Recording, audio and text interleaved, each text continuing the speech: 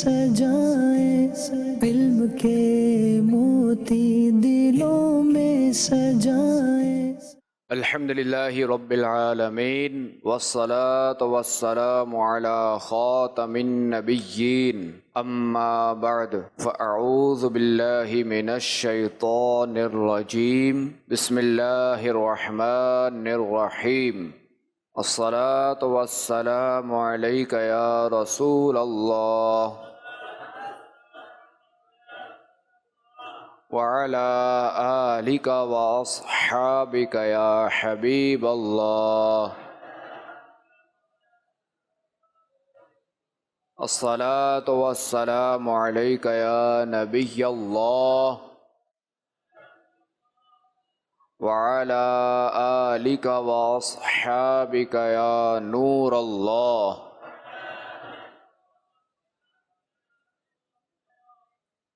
القول البدیع میں حضرت علامہ مجدد فیروز آبادی رحمہ اللہ سے منقول ہے کہ جب کسی مجلس میں یعنی لوگوں میں بیٹھو اور کہو بسم اللہ الرحمن الرحیم وصلی اللہ علی محمد، تو اللہ تبارک و تعالی تم پر ایک فرشتہ مقرر فرما دے گا جو تم کو غیبت سے باز رکھے گا، یعنی باز رکھے نہیں بچا کے رکھے گا، یہ دور رکھے گا غیبت سے۔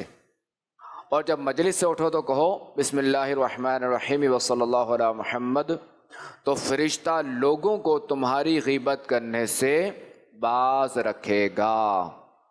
صلو علی الحبیب صلی اللہ علی محمد صلی اللہ علیہ وسلم۔ اگر امام صاحب نماز پڑھا رہا ہے، 3 رکعتیں پڑھ گیا ہے، چوتھی رکعت مقتدی کو مل گئی ہے، ابھی چوتھی رکعت کے بعد مقتدی جو دوسری رکعت پڑھے گا اس میں سورہ فاتحہ کے بعد سورت پڑھے گا یا نہیں؟ اب دیکھیں اس میں مسئلہ یہ ہے کہ امام کے ساتھ جب مقتدی شامل ہوا نا، اب یوں سمجھے کہ مقتدی کو چوتھی رکعت ملی، تو یہ تو مقتدی کی چوتھی رکعت ہو گئی۔ اب جب مقتدی اپنی پڑھے گا نا، اب جب اپنی پڑھے گا تو یہ اس کی پہلی رکعت ہوگی۔ جو حکم پہلی رکعت کا ہے وہی اس کا ہے کہ پہلی رکعت میں صرف فاتحہ اور جو بھی صورت پڑھی جائے، تو وہ اس کی حقیقت میں پہلی اور دوسری، اور پھر یہ پڑھے گا تیسری، چوتھی اس کی ہو گئی۔ ہو گئی نہیں پہلے اس کی چوتھی بھی ہے، اب یہ پہلی دوسری تیسری پڑھے گا۔ ہم جب گاؤں جاتے ہیں، رشتہ دار وغیرہ ہوتے ہیں، وہ کہتے ہیں کہ یعنی ہمیں تعویذات ہوتے ہیں، وہ کہتے ہیں ہمیں وظیفہ وغیرہ آپ کریں، ہمارے اوپر ہے، ہمیں جنات وغیرہ کا سایہ ہے، تو کیا ہم ان پر وظیفہ وہ پڑھ سکتے ہیں؟ نہیں، اس طرح ہر ایک کو پڑھنے کی اجازت نہیں ہے، تعویذات اطاریہ کے حوالے کر دیں۔ جزاک اللہ خیر۔ وَإِيَّاكُمْ۔ یا سیدی میرا آپ سے سوال یہ ہے کہ امام صاحب 4 رکعت کی فرض نماز میں اگر تیسری رکعت میں سورہ فاتحہ کے بعد لفظ بسم اللہ پڑھ لے تو اس پر کیا حکم ہوگا؟ کوئی بھی حکم نہیں ہوگا، سجدہ سے وغیرہ کوئی واجب نہیں ہوگا، اور اگر پوری صورت پڑھ لے تب بھی سجدہ سے واجب نہیں ہوگا۔ البتہ یہ کہ مستحب کے خلاف ہوا کہ امام کو چاہیے کہ تیسری اور چوتھی رکعت میں سورہ فاتحہ پڑھے اور اس کے آگے سورت نہ ملے۔ البتہ اب اگر اکیلے میں کوئی نماز پڑھتا ہے 4 فرض، تو اس میں جو ہے وہ سورت بھی ملے کہ یہ مستحب ہے، افضل ہے۔ میرا آپ کی بارگاہ میں یہ سوال ہے، مؤذن صاحب اگر وہ اقامت کر رہے ہیں، اقامت کرنے کے بعد اگر وہ اپنی جگہ سے ہٹ رہے ہیں، مثال کے طور پہ کوئی فین آف ہے تو اس کو آن کر دیا، تو اس میں کوئی حرج تو نہیں ہے؟ کوئی حرج نہیں ہے۔ یا سیدی میرا آپ سے سوال یہ ہے کہ حضور غوث اعظم رحمت اللہ علیہ کو غوث پاک کیوں کہتے ہیں؟ دراصل غوثیت کبریٰ جو ہے وہ 3 اشخاص کے پاس ہے، ایک تو امام حسن مجتبیٰ رضی اللہ تعالیٰ عنہ، اور پھر سیدی شیخ عبد القادر جیلانی۔ تو امام حسن مجتبیٰ رضی اللہ تعالیٰ عنہ سے لے کر جب تک شیخ عبد القادر جیلانی تشریف نہیں لیتے تب تک امام حسن مجتبیٰ تھے غوث اعظم۔ پھر شیخ عبد القادر جیلانی سے لے کر امام مہدی رضی اللہ تعالیٰ عنہ کے تشریف لانے تک جو ہے وہ یہ غوثیت کبریٰ کا منصب جو ہے یہ شیخ عبد القادر جیلانی ہی کے پاس ہے، اس کو غوث پاک کہتے ہیں۔ میرا سوال یہ ہے کہ جب کبھی مبلغ یا نگران پاک نگران ہوتے ہیں یا استاد صاحب کسی مثال ٹیلی تھون کے حوالے سے یا اپنے کام کے حوالے سے تربیت دیتے ہیں کہ یہ ہمیں کرنے ہیں. جب ہم ٹیلی تھون لینے جاتے ہیں تو لوگوں کا انداز دیکھ کر شیطان بھی وسائل دیتا ہے کہ یہ تمہیں ٹیلی تھون نہیں دے گا. اس طرح ہم پیچھے ہٹتے جاتے ہیں. اس طرح یہ کام مدنی کام بھی ایسا ہوتا ہے کہ آہستہ آہستہ شیطان ہمیں وہاں سے ہٹا لیتا ہے. تو ہمیں کیا کرنا چاہیے؟ دیکھیں ہمیں مایوس نہیں ہونا چاہیے. جب سبق یاد نہیں ہوتا تو ہم سبق تو نہیں چھوڑتے نا، پڑھتے ہیں نا، دوبارہ کوشش کرتے ہیں نا یاد کرنے کی. سمجھ نہیں آئے تب بھی سمجھنے کی کوشش کرتے ہیں. تو جو یہاں مایوس نہیں ہوتا تو یہاں بھی مایوس نہیں ہونا. یا سیدی آپ سے سوال یہ تھا کہ نیکیوں میں اور نماز میں دل لگانے کا کوئی وظیفہ ارشاد فرما دیں. دیکھیں عبادت میں دل لگے یا نہ لگے، سب سے بڑا وظیفہ یہ کہ بندہ وہ عبادت لازمی کرے. یہ شیطان کے پاس کئی ہتھیار ہوتے، ایک ہتھیار یہ بھی ہے کہ وہ بندے کو الجھا کے رکھتا ہے، یا یہ کہ اس کا دل نہیں لگنے دے گا، اس کو کسی اور طرف مصروف رکھے گا. اور ویسے یہ کہ درود شریف کی کثرت کرے اور استغفار کرے. یا سیدی مسئلہ یہ عرض کرنا تھا نماز کا کہ 4 رکعت فرض کی اگر 5ویں رکعت کا رکوع بھی ہو گیا تو اب آگے کیا کرنا ہے، اور اگر 6 پہ سلام ہو گیا تو اس کا حکم کیا ہوگا نماز کا؟ دیکھیں اس میں یہ ہے کہ 4تھی رکعت کا قاعدہ کیا یا نہیں کیا. ایک تو صورت یہ 5ویں رکعت کے رکوع میں یاد آیا اور سجدہ نہیں کیا تو یہ لوٹ جائے. اچھا اسی طرح اگر 4تھی رکعت پہ قاعدہ نہیں کیا تھا تب بھی 5ویں رکعت کے سجدے سے پہلے اگر یاد آ گیا تو یہ لوٹ آئے. تو 4تھی رکعت کا اگر قاعدہ نہیں کیا تو اس میں یہ کہ وہ قاعدہ کرے، قاعدہ آخرہ کرے اور سجدہ سہو کر کے سلام پھیر لے. اسی طرح اگر قاعدہ کر لیا تھا تب بھی سلام پھیر کے سجدہ سہو کرے اور سلام پھیر دے. اچھا اب یہ ہے قاعدہ آخرہ اگر کر لیا تھا 5ویں رکعت کا سجدہ بھی کر لیا تو اب ایک اور رکعت ملائے، تو اب جو ہے یہ 2 رکعت نفل ہو گئے اور 4 فرض. البتہ اس میں بھی سجدہ سہو وہ کرے گا. سوال یہ تھا کہ میت کو دفن کرتے ہیں اور اس کے بعد اذان وغیرہ کی ترکیب ہوتی ہے، تو جو اذان جو دیتے ہیں یہ 40 قدم دعا مانگنے کے بعد پہلے دیں یا میت کو فوراً دفن کرنے کے بعد اذان دیں؟ اور اگر مکروہ وقت ہے تو اس ٹائم پہ اذان دینا جیسے ظہر کبریہ وغیرہ؟ ظہر کبریٰ میں اذان دی جا سکتی ہے، اس میں کوئی حرج نہیں ہے. اور دوسرا یہ کہ تدفین کے فوری بعد اذان. بندہ وضو کرتا ہے، وضو کی دعا اگر بھول گیا، پیروں تک پہنچ گیا، تو پھر بعد میں یاد آنے پہ وضو کی دعا بول سکتے ہیں؟ اب پڑھ سکتے ذکر اللہ ہے، مگر یہ کہ وہ جو فضیلت پہلے پڑھنے کی وہ تو حاصل نہ ہوئی. مزارات پہ حاضری ہوتی ہے، وہاں بے پردگی ہوتی ہے، کیسا مزارات پہ جانا چھوڑ دیں یا؟ اب دیکھیں اپنے آپ پر غور کیا جائے کہ اب ایسی بے پردگی، ایسا ماحول ہے کہ وہاں جانے میں آپ بندہ جو خود جو ہے وہ مبتلا ہو رہا ہے فتنے میں، تو پھر نہ جائے، دور سے حاضری دے دیں، دور سے سلام کر لیں. جزاک اللہ خیرہ. شہزادہ حضور کی بارگاہ میں سوال یہ ہے کہ مکروہ وقت میں نماز جنازہ پڑھایا جا سکتا ہے؟ میرا دوسرا سوال یہ ہے کہ جو قبر پر اذان دیتے ہیں وہ کون سی اذان دی جائے؟ فجر بس اوقات کہتے ہیں کہ فجر کی اذان دی جائے، جیسے فجر میں الصلاۃ خیر من النوم بھی نماز اذان میں کہا جاتا ہے. نہیں، فجر والی نہیں دی جائے گی. جنازہ گاہ میں پہلے سے تیار موجود تھا اور اتنی تاخیر کی گئی کہ مکروہ وقت شروع ہو گیا، تو اب مکروہ وقت میں نماز جنازہ ادا کرنا مکروہ تحریمی ہے. لیکن اگر میت کو جنازہ گاہ میں لایا ہی مکروہ وقت میں گیا تو اس صورت میں بلا کراہت نماز جنازہ پڑھنا جائز ہے. نماز عصر کے بعد بچوں کو قرآن پڑھا سکتے ہیں؟ نہیں. نماز عصر کے بعد جی آپ مکروہ وقت سے پہلے پڑھا سکتے ہیں. اور ویسے مکروہ وقت میں یہاں تلاوت قرآن میں حرج نہیں، مگر بہتر یہ کہ نہ کرے. البتہ یہ ہے کہ علماء نے یہ لکھا ہے کہ عصر تا مغرب جو ہے وہ اس وقفے میں جو ہے وہ مطالعہ وغیرہ اور نہ کیا جائے، ذکر و اذکار وغیرہ کیا جائے. یا سیدی یہ ارشاد فرمائیے کہ ہم دعا میں کہتے ہیں کہ یا اللہ پاک ہمیں شفا عطا فرما، اور کچھ کہتے ہیں کہ شفا عطا فرما. یہ لفظ شفا اور شفا ان دونوں میں سے درست کیا ہے؟ ان دونوں میں معنی میں بگاڑ پیدا تو نہیں ہو جاتا؟ اصل تو یہ ہے کہ شفا ہے، شین کے نیچے زیر ہے. اور یا شفا. سیدی یہ بھی ارشاد فرمائیے کہ سید لفظ جو ہے وہ سید ہے یا سید ہے؟ سید. اس کو سید کہنا کیسا؟ ہے ہی لفظ سید. سید کہنا غلط ہو اور کیا. ہمارے یہاں چونکہ وہ چلتا ہے سید بھی چلتا ہے، اصل تو سید ہے. جیسے مرشد کو ہمارے یہاں مرشد کہا جاتا ہے. مرشد کے معنی مرشد ہے یعنی پیر، مرشد کے معنی، اور مرشد کے معنی ہے مرید. ہمارے یہاں مرشد کہتے ہیں مرشد کو بھی، یعنی گویا کہ اپنے پیر کو مرید کہا جاتا ہے. ہمارے یہاں چلتا ہے. یا سیدی تو یہ اصل لفظ جو وہ چلتا نہیں ہے، یہ چلنا نہیں چاہیے. جو صحیح لفظ ہے وہی چلنا چاہیے. یا سیدی یہ لفظ اصل سید ہے، سید ہی کہنا چاہیے. بالکل. اور درود شریف میں اگر آ جائے تو سید نہ ہی پڑھنا چاہیے. سید یا کے نیچے تو زیر آئے گا دونوں صورتوں میں، مجرور ہوگا یا مفعول، دونوں صورتوں میں جو یا کے نیچے زیر آئے گا. حضور مغفرت کی دعا فرما دیجیے. یغفر اللہ لنا ولکم. رب عز و جل کے رحمت سے مایوس نہیں ہونا چاہیے اور خوف خدا بھی رکھنا چاہیے. وضاحت میں یہ فرما دیں کہ خوف خدا دل میں زیادہ ہونا چاہیے یا رب عز و جل کی رحمت برابر ہونا چاہیے نا.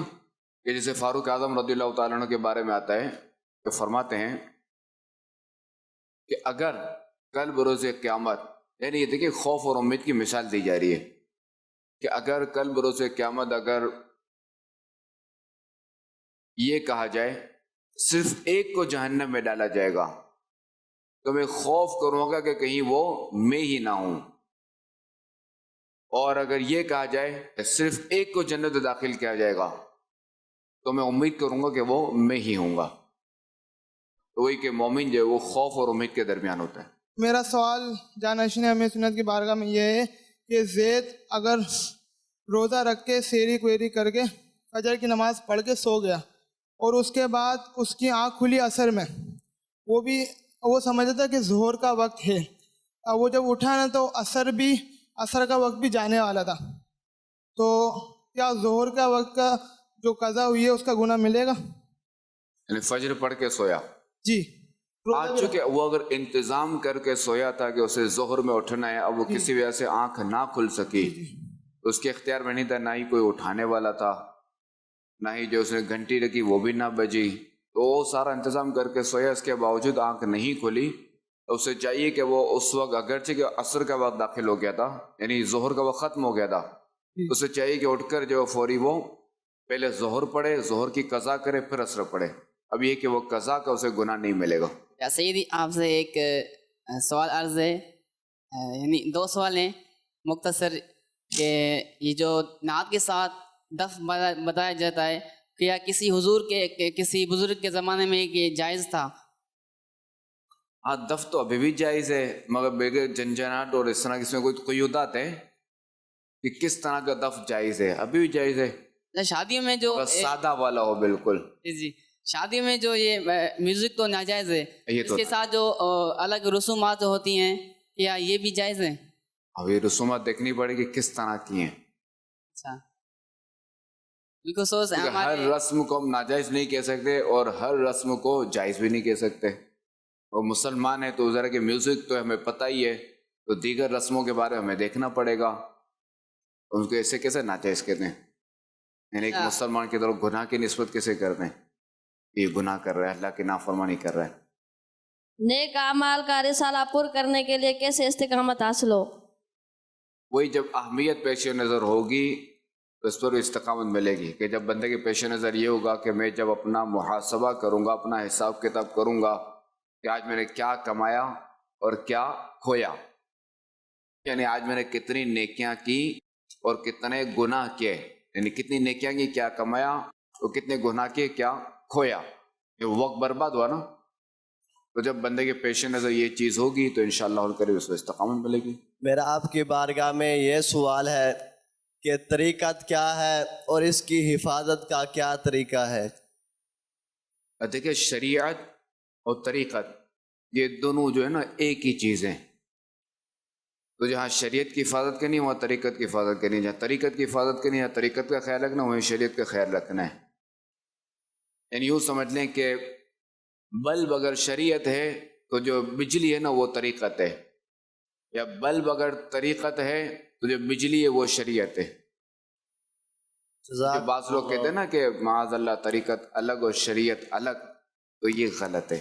मुझो अर्ज़ आहे त हिकु दफ़ो हिते तव्हांजी बारगाह में पंजाब मां हिकु इस्लामी भाउ आयो, उन तव्हां खां सुवाल कयो त पंजाब में उहो कहिड़ो बुज़ुर्ग आहे जंहिंजी मज़ार ते हाज़िरी ॾियण सां उते क़ुरान पाक यादि थी वेंदो आहे।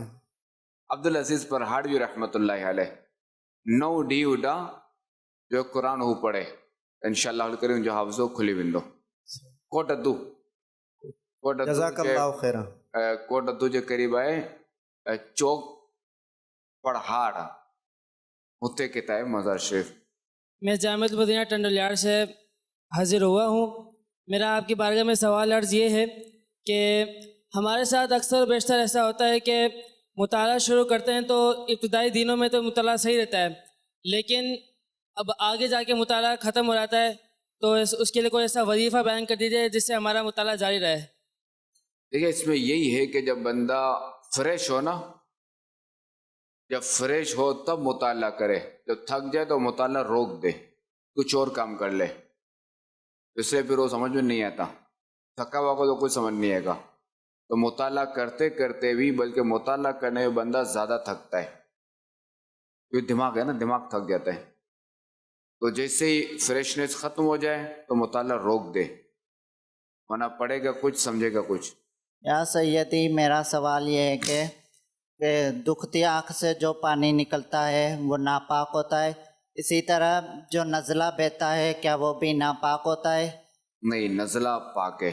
या सैयदी, मेरा आपसे यह सवाल अर्ज़ है कि हमारे पीर और मुर्शिद सैयदना शेख अब्दुल कादिर जिलानी रहमतुल्लाह ताला अलैह के कितने शहजादे और कितने शहजादियाँ थीं? गौस पाक रहमतुल्लाह ताला अलैह की औलाद की जो तादाद है वो 49, 50 में एक कम, जिनमें से 27 बेटे और 22 बेटियां।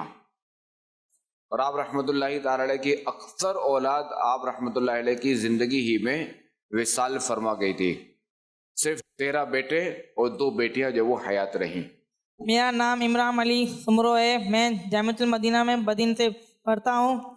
मैं जामिअतुल सानिया में पढ़ता हूँ। मेरा सवाल ये है कि या सैयदी, हर किसी को अल्लामा बोलना चाहिए? नहीं, अल्लामा हर कोई नहीं होता। अल्लामा का है, अल्लामा का माना है बहुत बड़ा आलिम। या सैयदी, आपकी बारगाह में सवाल अर्ज़ है कि नमाज शुरू की और सूरह फातिहा के बाद सूरह मिलाना भूल गए, सूरह मिलाना भूल गए और रुकू में चले गए। अब इस हाल में क्या करें कि सूरह सजदा सहफ करे या वापस रुकू से खड़े होकर वो सूरह मिलाएं? रुकू में अगर याद आ जाए तो लौट आए और सूरत मिला ले, फिर दोबारा रुकू करे, फिर सजदा करे और आखिर में सजदा सहव भी करे। मेरा नाम शेख अहमद अतारी है, मैं जामिअतुल मदीना फैज़ान हाशिम सर्टिफिकेट दर्जा उला का तालिब इल्म हूँ। या सैयदी, मेरा यह सवाल है कि एक शख्स नमाज पढ़ रहा है और दूसरा शख्स जानबूझ के उसकी नमाज के आगे से गुजर जाए, इस बार उस शख्स के बारे में क्या हुक्म है? जो नमाजी के आगे से गुजरता है वो गुनाहगार है। रसूलुल्लाह सल्लल्लाहु तआला अलैहि वसल्लम का फरमान इबरत निशान है, अगर कोई जानता कि अपने भाई के सामने नमाज में आड़े होकर गुजरने में क्या है, तो 100 बरस यानी 100 साल खड़ा रहना इस एक कदम चलने से बेहतर समझता। हज़रत सैयदना इमाम मालिक रहमतुल्लाह ताला अलैह फरमाते हैं कि हज़रत सैयदना काबुल अहबार रहमतुल्लाह ताला अलैह का इरशाद है, नमाजी के आगे से गुजरने वाला अगर जानता कि इस पर क्या गुनाह है तो ज़मीन में धंस जाने को गुजरने से बेहतर जानता। यानी ये ज़मीन में धंस जाना जो ना, ये इसको तो ये गवारा होता अगर नमाजी से आगे से ना गुजरता।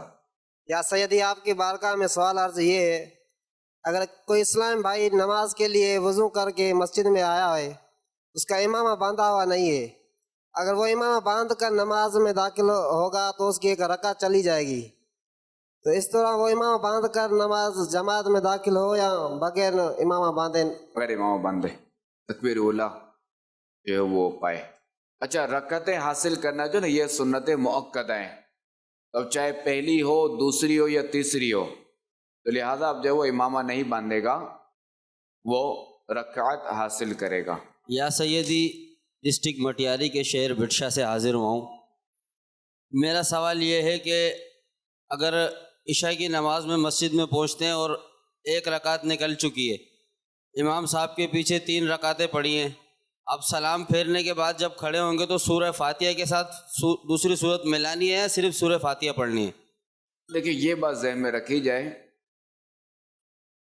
کہ امام کے سلام پھیرنے کے بعد بندہ جب اپنی نماز پڑھنا شروع کرے گا نا تو وہ اس کی پہلی رکعت ہے، اس نماز کی جو اس کی چھوٹی سمجھے پہلی چھوٹی تھی، تو وہ ثنا بھی پڑھے گا، وہ سورہ فاتحہ بھی پڑھے گا اور سورت بھی پڑھے گا۔ بندہ کوئی نیک کام کرتا ہے جی تو شیطان دل کے اندر کوئی وسوسہ ڈال دیتا ہے جیسے ریا کے لیے، تو کیا جیسے ہی دل کے اندر کوئی خیال پیدا ہوا تو وہ نیک عمل ضائع ہو گیا؟ جہاں ہم پر سرکار صلی اللہ علیہ وسلم کی اتنی عنایتیں ہیں، سرکار صلی اللہ علیہ وسلم کے طفیل ہم پر اتنی عنایتیں ہیں، تو وہاں یہ بھی ہم پر جو ہے نا کہ خیال پر ہمارے لیے پکڑ نہیں ہے، خیال معاف ہے۔ تو اگر اس نے ریا کا خیال ڈالا تو اس میں جو ہے وہ بندہ اس کو نظر انداز کر دے۔ اب دیکھیں کہ اس میں کیا ہے، ایک تو کوئی بندہ آیا اس نے خیال ڈالا، ٹھیک ہے، اب اس خیال کا ہمیں پتہ کیسے چلے کہ یہ واقعی ابھی میں ریا کر رہا ہوں یا نہیں؟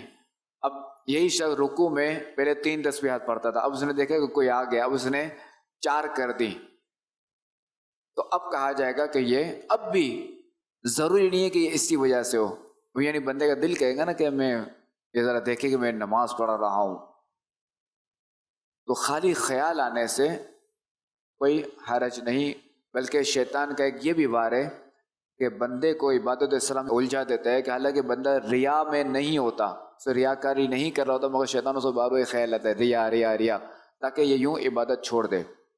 یہ لکھا ہے علماء نے کہ ریا کی وجہ سے عبادت چھوڑنا یہ بھی ریا ہے۔ ریا سے بچنے کے لیے کوئی وظیفہ کوئی اس طرح کچھ کوئی طریقہ ارشاد فرما دیں۔ اس کے لیے اخلاص کا مطالعہ کیا جائے، اس کی ضد اخلاص ہے۔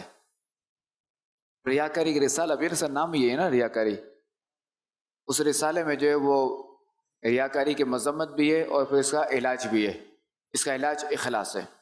حضرت میرا سوال یہ تھا کہ ہم لوگ ہوٹل وغیرہ پہ ناشتہ یا کھانا وغیرہ کھانے جاتے ہیں جی، تو وہاں پہ عام طور پہ جو فقیر گھوم رہے ہوتے ہیں، ہمیں پتہ ہوتا ہے یہ مانگنے والے نہیں ہیں، پھر بھی وہ آگے اگر ہم سے سوال کرتے ہیں کہ ہمیں ناشتہ کرا دیں یا 2 روٹی دلوا دیں یا کھانا کھلا دیں، تو ان کو کھانا کھلانا کیسا؟ نہیں آپ نے ایک طرف یہ بھی کہا کہ یہ مانگنے والے نہیں ہیں، نہیں عام طور پہ جو ہوتے ہیں فقیر مانگ رہے ہوتے ہیں اور وہ آ جاتے ہیں، ان کو پیسے نہیں دو تو وہ بولتے کھانا کھلا دو،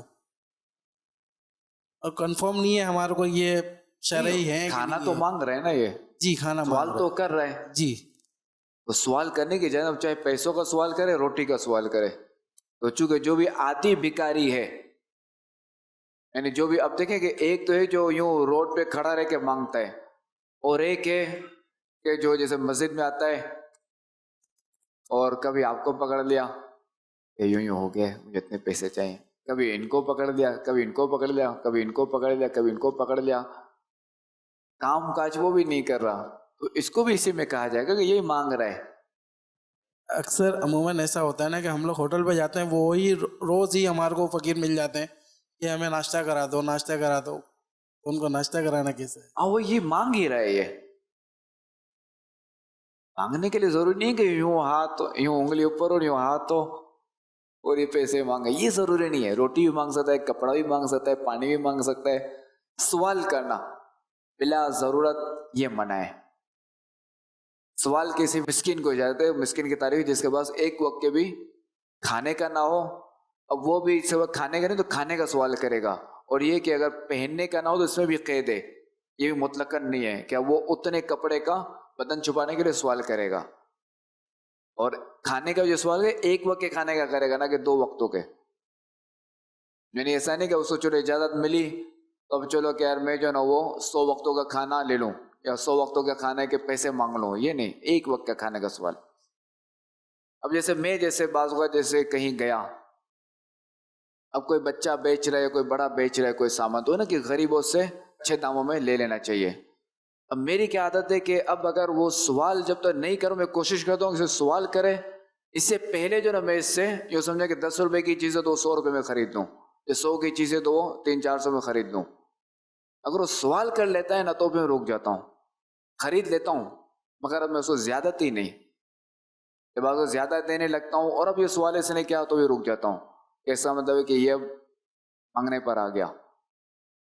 تو یوں بالکل کر سکتے ہیں. یہ جو بیچ رہے ہوتے ہیں ان کی تو حوصلہ افزائی کرنی چاہیے، بلکہ جو مانگ رہے ہوتے ہیں ان پہ انفرادی کوشش آپ کر سکتے ہیں، بالخصوص بچوں پر، کہ بیٹا میں آپ کو یہ چیزیں دلا دیتا ہوں، تو آپ جو ہے نا یہ چیزیں بیچ کر اپنا گزارا کرو. یہ بچہ ہے نا یہ ابھی سے یہ کر لے گا نا تو یہ اس کے لیے بھی اچھا ہے، اس طرح بیکاری بھی کم ہوں گے.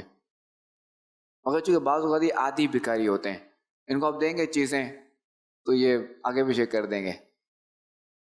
اب میں ایک بار گیا کسی دکان پر، یہ بات ہے پرانی، لیکن ہوگی 2008 کی، اور وہاں کوئی 2 بچے مانگ رہے تھے. ایک بچہ تھا وہ مانگ رہا تھا میرے سے، مانگنے کے لیے آئے پیسے. وہ میں نے کہا کہ دیکھو بیٹا میں آپ کو دوں گا تو نہیں پیسے، کیونکہ آپ ماشاءاللہ جو ہے وہ کام کاج کر سکتے ہیں.